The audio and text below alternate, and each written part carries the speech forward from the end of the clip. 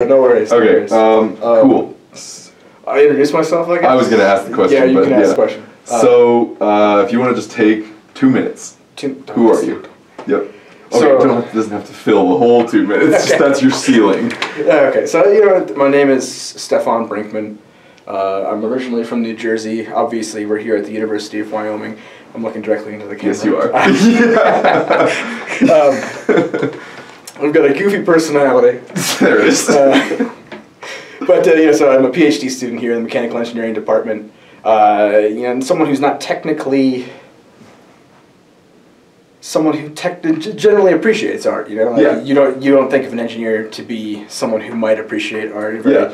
And I am very technical minded, very rigid, very, structured in my life. Procedural, yeah. But I think that's the beauty about art sometimes, and you can have that. You can find the ways to even integrate. So, I guess you can ask me more questions about myself. That's good enough. Yeah, Fair enough. That's actually one of the reasons that I wanted to talk to you too, is because there is kind of this weird idea that like STEM fields and the humanities, they can't coexist. Yeah, there's no overlap. Which is total bullshit. So. Yeah, I don't see how they can be separate in terms of just from you're totally right. You're totally design standpoint. I think here's a tidbit about what I do here. So PhD student, obviously I said that already. I research. I've done stuff in the past, but now I'm moving into a 3D printing field where obviously art and engineering blend. And of course, I'm not going to be making art with my 3D printing stuff, but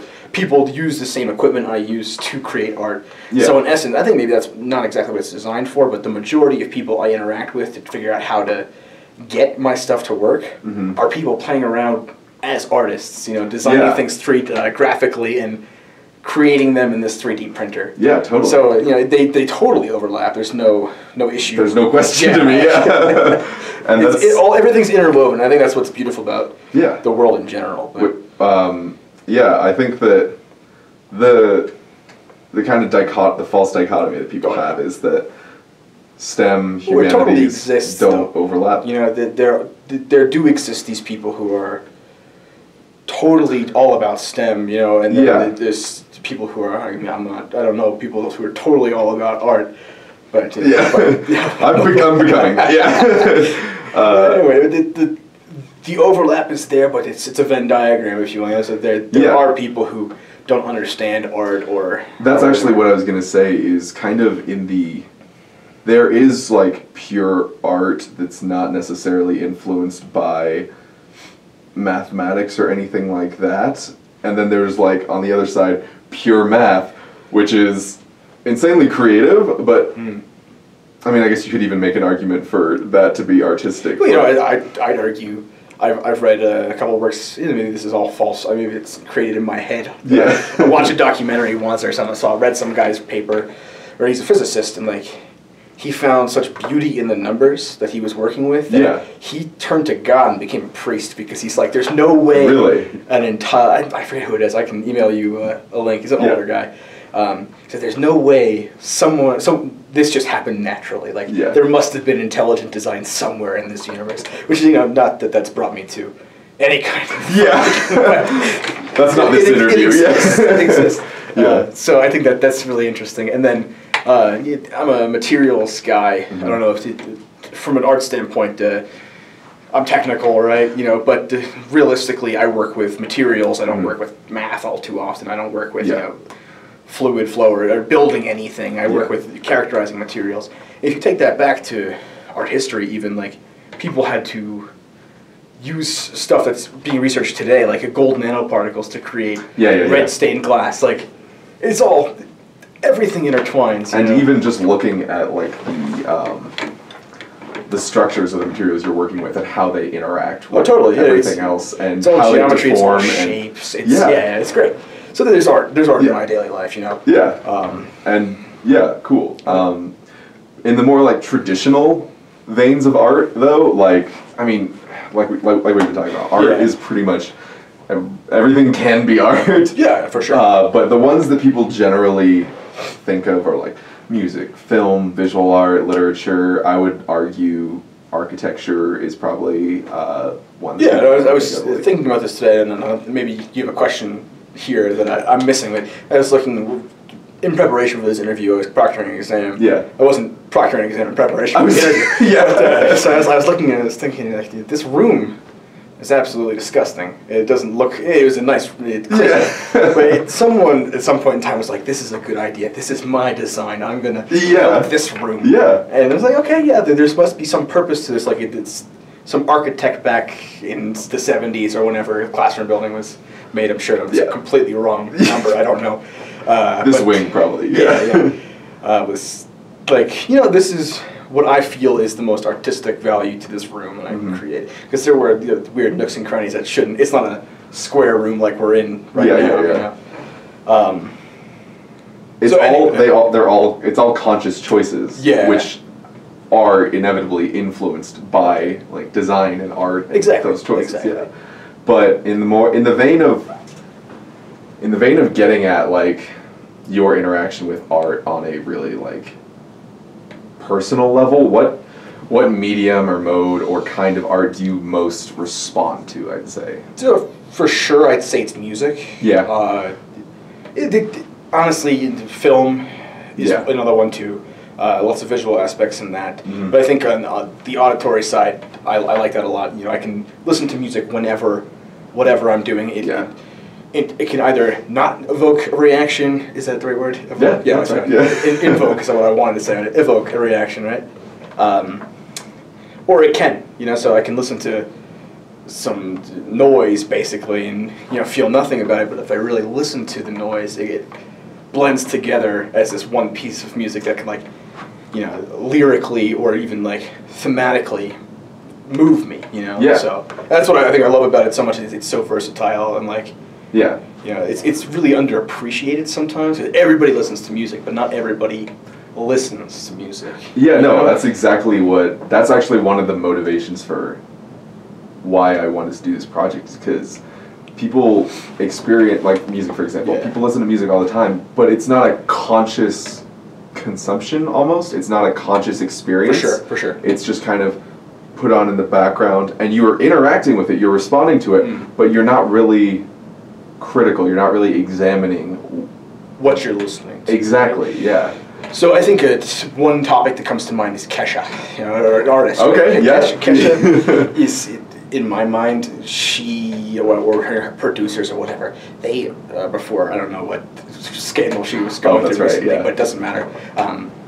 Everything about her music is perfect to the consumer. Mm-hmm. It's much like a business. Like, it's everything. I don't know timing or anything. I'm not a mathematician, engineer. Like, I don't know this stuff too well. But to me, like, it's so predictable. Like, it hits that note, and it's like, okay, it's a 1, 2, 3, like 4 drop. You know, like exactly. And then the lyrics are all, you know, least lowest common denominator, like party. Yeah. Like, let's have fun. So like, you can listen to that, and I once again, I've probably listened to that a little bit more, and like totally brought down the, like, deconstructed almost. Yeah. How that works, you know, like trying to find that like formula that they're using. Why that it's like this? Yeah. Which I think is great. Like, the fact that this is my little conspiracy theory about Kesha, which I'm not sure if I've shared with you before. I don't know specifically with Kesha. I'll share with you another time. Not on the camera. Okay, that's fine. Can't have anyone find it out. No, it's just work in progress. since 2008. Oh, wow. Or 7, I don't know. Whatever. So you have a board at home with like a bunch of string between different pictures of Kesha. Exactly. Yeah. Okay. Anyway, but then, you know, people who listen to that garbage, in my opinion, it's great. It's music. It's fun. Everything's great. But I call it. It's in my head. It's not something I want to listen to all the time. It's garbage is a strong word. Well, it's subjective, so you can call it garbage. Yeah. Okay. There isn't a right or wrong. For sure. I just don't want to offend anybody. I'm gonna break this fourth wall. Just keep doing that. Yep. Anyway, so then people like to listen to that music mindlessly, right? Yeah.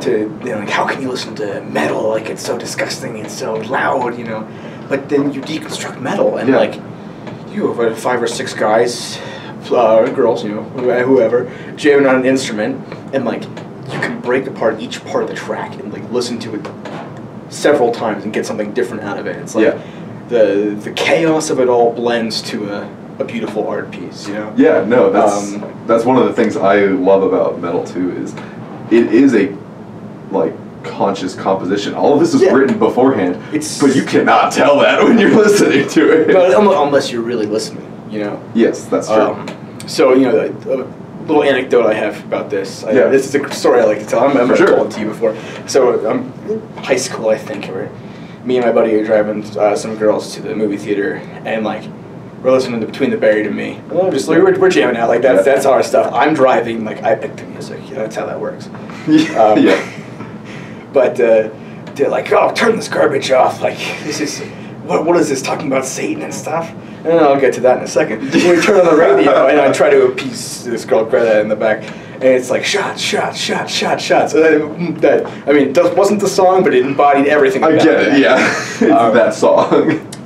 So I'm like, okay, whatever, this is terrible. I switch back, and she's like, you know, at least that had, something that, I'm trying to phrase this correctly, I forget how exactly it went to be in years, but she's like, you know, this has a garbage message, and like, that doesn't have a message. I'm like, no, but the song, I listened to the lyrics of the song where, you know, it all makes sense. We're capable of beauty. Which is like, I'm not sure what the author of the lyrics were going on. I think that's not the correct exact lyric phrase there, but I think it goes from a very heavy part to a very slow, like, calmly relaxing. And like, it's like, you know, we're capable of beauty, but we want to cause this chaos. Is how we express ourselves. Exactly. And like, I just thought it was so ironic in the way that she's like, you know, there's no values to this right now. There's no morals. Like, but it is. Like, this has much more morals to do with than your top 40s, like, shots song. It's kind of this balance that a lot of artists have to strike between business and art. Oh, absolutely. And I understand it. Yeah. And I mean, it's nothing to take it away. Like, you know, this whole starving artist persona, or what that, you know, most artists have to go through nowadays, right? Yeah. People break through, but then the real artists say that's garbage. You know, I mean, maybe I'm not. Well, modern art is lost on me a little bit. I don't look into that, but modern art from a like visual art, or auditory, music or movies. Like, we can look at Michael Bay. People love Michael Bay's movies. But we talk about a movie like Arrival, and it's like, well, there were no guns, there were no explosions. There was one explosion. But it worked out, you know. So, and it was not the climax of the movie. Not even close. So, it's just. Mass appeal, I think, is lost on a lot of people. And maybe the reflection of our society as a whole. But well, I think that's actually one of the reasons, I don't know if this is necessarily true for you, but one of the reasons I love metal so much is that there is no big metal bands. They're all just doing this to make the music. Yes. Well, except for Metallica. Yeah. Maybe a couple others I don't know, I've never listened to, but I have low opinions of like Five Finger Death Punch or. Well, then we have to define metal. That's you're true. But people assume I listen to that when I'm wearing like a Job for a Cowboy T-shirt. It's all that deathcore sprawled out letters. Like, how could you listen to such Satan music? No, but it's that at the independent level when there's no studio, no record label, overseeing. And I think that's a critical flaw in music today. And once again, I don't know anything about the recording industry. This is just like a thing I've gathered from watching bands fall apart. Like when, here's an example, it's probably a terrible one, so I'm not going to go to it. But a lot of bands I listened to recently have been moving towards their own record company or going independent because people are, you know, so this is what the fans want. This is what's going to sell money. Don't follow your feeling of it. Your vision. Follow what we want to sell. And that's like not the point of metal, punk rock, alternative rock. Like that's maybe alternative rock. I don't know. But even rap to some degree, like, you know, underground hip hop and rap. Like, these people are doing what they want to do. They're doing it themselves. You know, and they're expressing themselves in their own way, which is beautiful. For the art. For the art. And sometimes the art is bad, but it's their vision. You know. And I think a question that maybe you had prior to the interview is, you know, Maybe you didn't. I don't know. No, keep going. Yeah. So metal was not my first love with music. Right? Yeah. I started with my father listening to Bob Dylan, who's inherently a terrible musician, a great poet, you know. So yeah, I never like analyzed the lyrics. I listened to the lyrics and as a song or like as a point of emphasis. You know, there's a point to the song. Like it's not just you know. The lyrics mean something. It's not a stringing together of words in order to... Exactly. Yeah. And some music is, don't get me wrong. Yeah. And some, even like metal, punk, folk is a stream of consciousness. But, so, you know, from there I kind of found my own thing. It's such a cop-out excuse, but like Tony Hawk's Pro Skater for like the N64. No, that's like... That got me into punk rock. No, that's totally legit. I think Mastodon was on a bunch of Tony Hawk Pro Skaters too. I know Mastodon for sure was on like a racing game my brother had. And really? Yeah, he played it years later, and I'm like, why is this Blood and Thunder? Like, what's going on? But anyway, so I found punk rock. Yeah, it might have been pop punk, and I found that all on its own right. It's making money, but it's still your own thing. But if you look back to the history of punk, like most of these guys didn't know how to string a guitar. You know, they just strummed, you know, hit the drums, and yelled about their problems. You know, it's like, or you know, their problems are social problems, and that brings a whole new world to music where you can have, you know, bringing what's the word I'm looking for? It's like a populist, like grassroots kind of. Yeah, and like not protest songs, but protest songs. You know? No, I mean it's hard not to call like Rage Against the Machine isn't pure punk, but for sure, but it's definitely in the punk genre. Yeah, it's hard not to call that protest. These are all the metal punk. It all blurs the lines of things. So you look at. I'm trying to think a good explanation of one of these bands, but I can't. I'm blanking here, guys. Keep doing it. Yeah, that's 3. 4, I think, actually. This might be 4. You're right. Doesn't matter. They're intentional once I look at the cameras. Yes. Yeah. But look at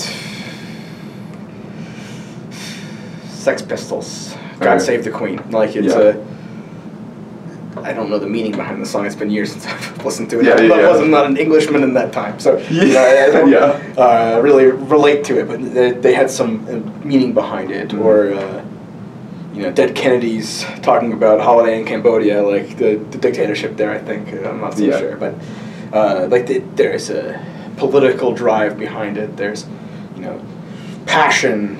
These people aren't just trying to appeal to everybody. They're fighting what they want to fight. You know. And is that probably, would you say that passion and that purpose is kind of what draws you to, what is that kind of the thing that draws you in the most in music and art? It's hard to say, right? I certainly appreciate passion. I don't have to agree with what the person's passionate about, though, to feel the passion and to like absorb to respond to it. Yeah, exactly. So I love passionate music where I have sung for bands in the past. I never played an instrument beyond drums, where I was terrible. You know, so, I relate most to vocalists in bands. And when I hear like their passion in their voice, like I relate to that so well. It doesn't matter what they're singing about, you know, but like if they're passionate about what they're doing, it comes through, and like you can kind of absorb that energy and like put it towards something else. Yeah, totally. And I think, you know, I'm sure people can get that from a painting. I don't personally, you know, but you can get these feelings and like, you know, manifest them within yourself. And it sounds really, you know, but it's art. It's hard to talk about. It's hard to talk about. Yeah, well, I mean, that's part of the reason that there is this weird narrative that it doesn't matter as much anymore, because it's hard to talk about, and it's hard to you can't really quantify not at all why it's good. Exactly. There's not statistics for. There's no right answer. So like exactly. We can talk about literature as an art form too, and like you know, I don't know if you guys can see it in their little camera. You can edit all this. That's why we have 2 cameras. I'm just making your job. That's why we have 2 cameras, So when I cut, it's not going to be like, you're going here and then you're just here. Totally. So anyway, like I write for my publications, right? Yeah. So it's not beautiful words, but I have to convince somebody that my science is good. You Yeah. know, that, the work I'm doing has led to some significant finding in the field. So even the art of persuasion is lost on some people. Like there are definitely people who write I've read several thousand of them, very dry papers that like don't actually convince me that you have done good science. Yeah. You know, it's like or that what they're doing is worth doing. Why did you spend $2,000 on this? You know, why did you waste half of your year researching this? It's not worth anyone's time. Yeah. You know? But anyway, so this art all around, you know. Yeah. I think, like I said, music it can get you pumped up. You don't have to get pumped up. You can express a total emotion through it. Yeah.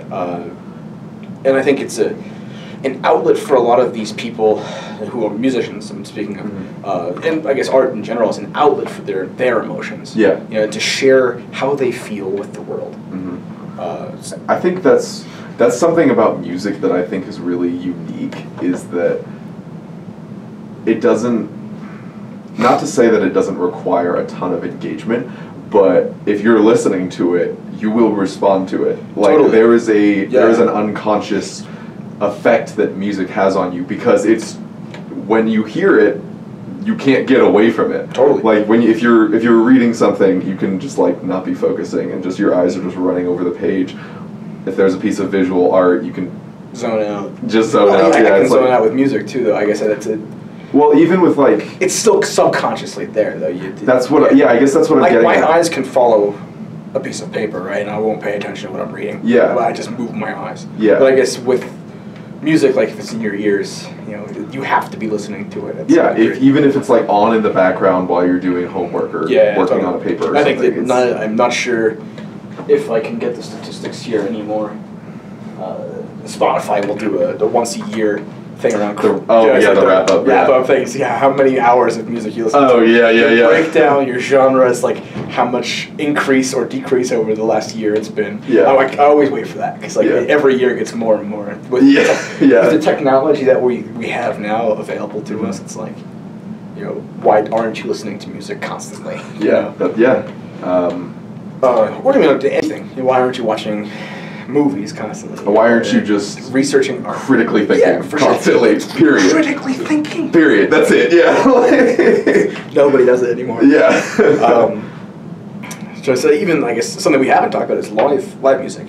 Yeah. No, that's true. And that's a performance art in its own right. You know, I can listen to a band and feel some emotion and like really jive with them. But if I see them live and they don't put themselves, they don't have a good stage presence. You know, like they're not there. It's just like they're playing the music, the little robots at Chuck E. Cheese. You know what I'm talking about? I don't listen to that band anymore. I've had the same experience. I'm like, you know what? I can't support you if like you're not in it 100%. Yeah. You know? Which is kind of sad because I feel like it's some things you can appreciate over time, but then like once you appreciate it and your world gets shattered like that, it's like, okay, you know, you're not a good band. Like, you can string together notes, but like the passion that I felt was a one-time deal. Like, it was one recording. You know? It only lived in the studio. Which is a weird thing that shouldn't exist for music. And not that anyone needs to know this, but one of my favorite artists is Anthony Green. He's been in a couple bands, Seosin, Circa Survive. And I've seen, I guess, him as a whole like close to 15 times now. And he's from Philadelphia, so like, you know, close to home. Totally. He plays a lot of shows locally, you know. But I watched an interview with him recently. Like I listened to it actually. It was just a audio thing, where he like described him being on stage as like a religious experience for him. Like not only do people thrive off of his music, but he thrives off the crowd's energy as well. Like, and it's like a give and take, and like it's symbiotic. Absolutely symbiotic. That's the exact word. So every time I've seen him live, no matter what, I come out euphoric afterwards. Like, it's like that was a great show. Like this guy puts his heart and soul into it constantly. I think over the course of the last 2 years, he's put out 4 albums between 3 bands, and it's like, oh my gosh, this guy devotes his fucking life to music, and like I wish I had the passion. I guess I kind of do, but you know, I wish I could put that forth, some passion that the world could see Yeah. On my end, you know, like I dive into my work, but you know, most of my work I only see because it's either not publishable or it doesn't really work out, you know. Yeah. But like, as a band, you can put out a shitty record, but as long as you stand by that shitty record, it'll good. be listened to. Yeah. No, I think that's totally about. I totally agree. Like, there's being that committed to anything is beautiful. Something that it's amazing and should always be supported, or at least engaged with, whether you may agree with it or not. Getting back to the critical thinking thing, it's like there's no excuse to not say listen to a great band because like they maybe use a curse word or like they're not your genre. Like, you know, so I don't listen to hip hop or rap, but there's a couple artists who like really get it. You know, like I'm just like, okay, yeah, like this is that. You know, or I don't really listen to pop at all, but there's a couple pop singers. I guess Lady Gaga's one who like is just about art. I feel like, oh, maybe she is more about money. I don't know, but no, I have a lot of respect for Lady Gaga. It appears as if she's more into the art than most of her peers, if you will. You know, or their contemporaries on the same level. You know? And I appreciate it for what it is. You know, I don't listen to it, but if it's on, I'll nod my head, or you know, I'll give the new album a listen just because it exists. Yeah, and I don't want it to go unheard. Yeah, you know, or Tribe Called Quest's new album. Yeah, totally not my jam, but I've always loved Tribe. You know, so like this album's awesome. I don't know what you thought. I've only heard a couple songs. I still haven't been able to listen to the whole thing yet. Yeah, so. I have not sit down and one listen. I've done bits and pieces here and there for a couple of days. Yeah, I think it's great. Like I find myself like really getting into it sometimes. So I think but these people like can really, you know, convey their passion, even if it's not. Maybe they put on a bad live show. I don't know. They've been defunct for how many years ago. It doesn't really matter. You know, I get the enjoyment out of it. Yeah. And if one day, I think their band's stalwart enough to. They'll last. Yeah. Yeah. The records will last at least. You know? Like Bob Dylan will last. Although saw him live, it was fucking terrible. He's like, I don't know how old he was. I don't know how old he is now. I'm sure. Yeah. This is 2006. He's got to be like 70. Yeah. So he was pushing it hard. You know, it's not that good. But anyway, you know, I digress. Yeah. Like his poetry still lives on, you know, like the songs he's written for other people or people have adopted to make their own, like still are good, you know. Excuse me. No, you're fine. So we've talked. I mean, we both agree that there's this this is one of the most beautiful things that you can do is have this kind of passion and expression. Yeah, and no matter what form you do it. Yeah, and so moving on to. So I guess I know where you're going, and I had this thought just now, and I apologize for cutting you off. No, go for it. But you've mentioned critical thinking a couple times here, and I don't know if this falls into the realm of the interview at all, but no, there's no parameters. Yeah, so fair enough.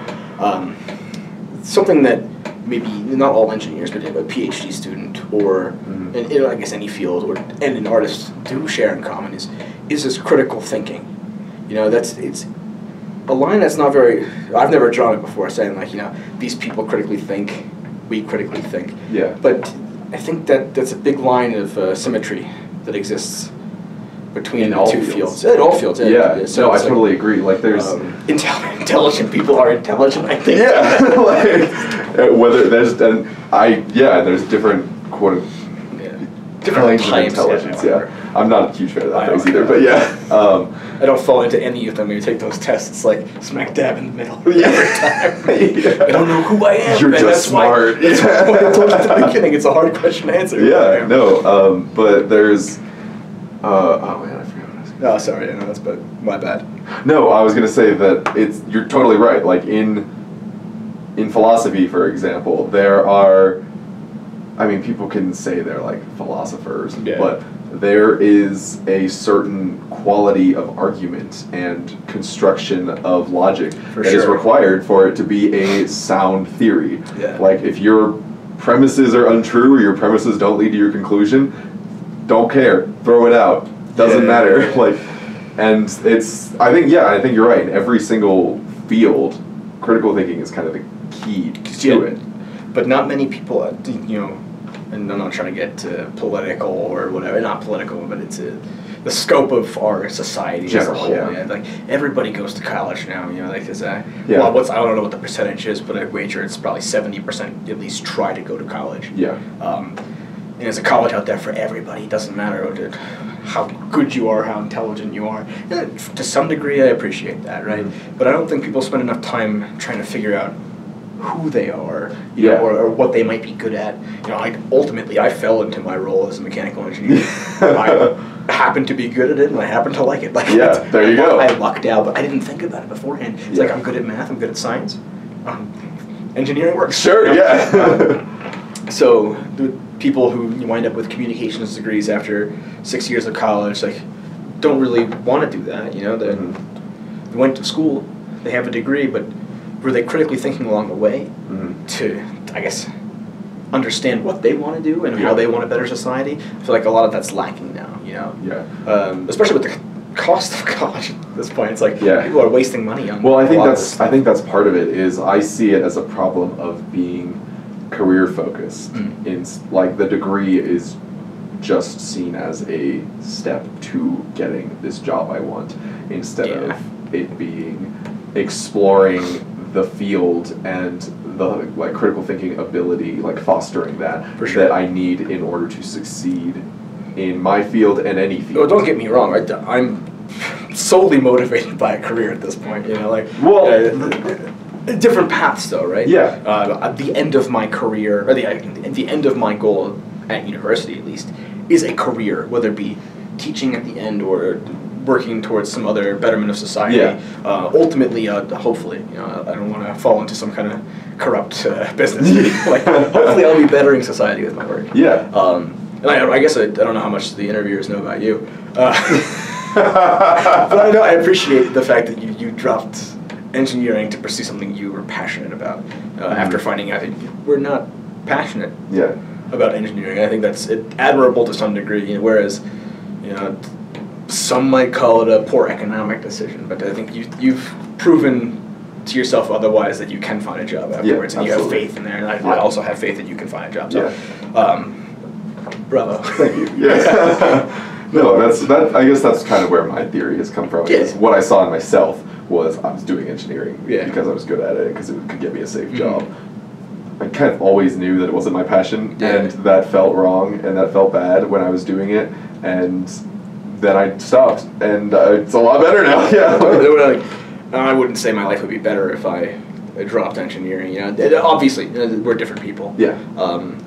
Would I have an easier time in like a different degree? Absolutely. Not belittling anything else. You know, I just wouldn't put my best foot forward in those degrees, and I feel like I found my niche in the world, and I'm going to continue with it. You know, I'm good at this for some reason. I don't know why. I continuously. There's been something in my life that made me good at this. Music. Not it. No, it's definitely a factor. So. And I think you have a really good understanding of how important both STEM and humanities are, both because they're interwoven and because you can't separate them, and they're both like part of why society exists. Am I biased towards STEM? Absolutely. Well, but you know, I'm also biased, but recognizing that bias is the important thing, and understanding that one isn't more or less valuable than the other. They're not mutually exclusive at all. Yeah, exactly. And I mean, that seems to be, there is No, continue. I'll get to my point in a second. Okay, there is this narrative that I experienced a lot of humanities being kind of useless, and that's the going theme. Yeah, you know, and it's frustrating, and that's kind of why I wanted to do this project, is just to make people either consciously realize the art they interact with, or just understand that art is like everywhere, and just kind of trying to not tear down STEM, but lift humanities back up in people's minds. So I'm not going to say without music in my life, I wouldn't be where I am today. I don't know how that really would be panned out, right?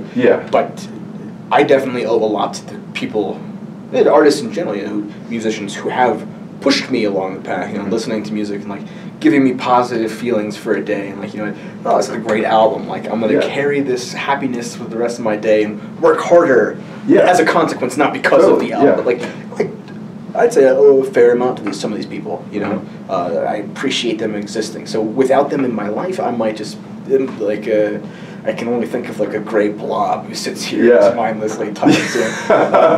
Yeah, I mean, like, so that totally segues right into kind of where. Can you imagine, like, you described yourself as a gray blob without music, for example, but can you, like, on a large scale, see a society without music?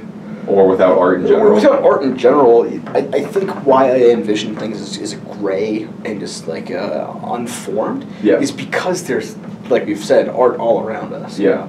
Like, my chair, to some degree, is art, you know? Like, it's got color, it's got texture to it. Whereas without any of that, dude, everything might just be. I'm thinking of like a melting wax. Candle, you know, I know it's a really weird picture to. No, I totally get the feeling that And I feel like as humans, we're inclined to deal with our emotions at times, you know, and like art is an outlet for that. I don't know what would happen if people kept everything bottled inside forever. You know, scary thoughts. So, a little bit, Yeah, no, I totally agree. So I don't know if that fully answers your question. I'm sure if I had more time to critically think about it, it would be No, that's an interesting angle that I hadn't really thought about, is art as an emotional outlet. And the ramifications of it are, we don't know it because it doesn't exist, you know? Yeah, which is part of how I answer the question. It's like, this world doesn't exist. Like, that's not... totally. Yeah. It's totally unrecognizable. And I'm thinking this is a really weird thought, but like, I feel like serial killers probably devoid of that emotional outlet, you know?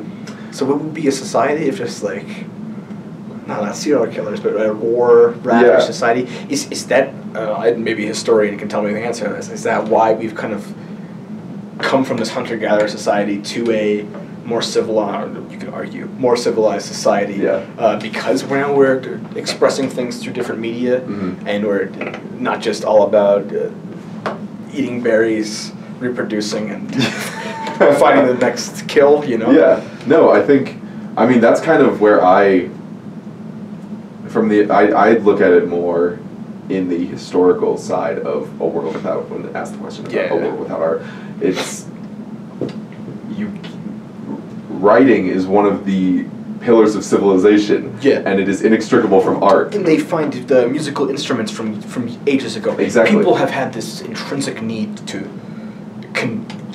convey something beyond speech. Maybe we never, I guess, I don't know the history of humanity and our species, you know, but maybe for a while we didn't have speech, you know, or the linguistics wasn't a thing, like, you know, goof. So now we have like a way to do it, but we're furthering that. We're expanding on the whole concept of communication and expressing emotion. You know, like, and like you said, it's something intrinsic. I see it as foundational to people and society, the society that people That might created. be a very naive answer that we both gave, but you know, it's our understanding without any kind of facts based on it. I'm sure, you know, well, I guess what I'm getting is I'm backtracking. So 20 years from now, so someone comes this video, he's like, well, he had a very interesting thought, but it's totally wrong. Well, there's nothing wrong with that, It's cool. I think we're good. Awesome. I enjoyed this. Awesome, it's just a good conversation to have. Totally.